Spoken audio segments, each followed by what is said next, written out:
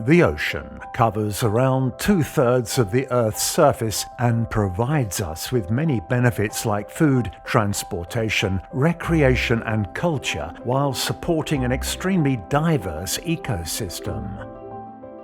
The cryosphere is composed by all frozen parts of the Earth. Climate change is already having an effect on our ocean and cryosphere, impacting their capacity to regulate the climate and weather as we know it. They are essential in limiting climate change, and so are you.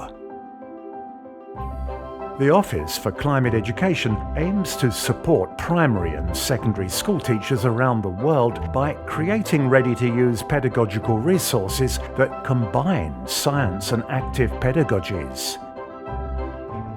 To further address the challenges on the ocean and cryosphere, the OCE created a series of resources for teachers, including a handbook, a summary of the IPCC Special Report, video expert interviews, animations and science-based experiments that can be used in class to generate knowledge and inspire action.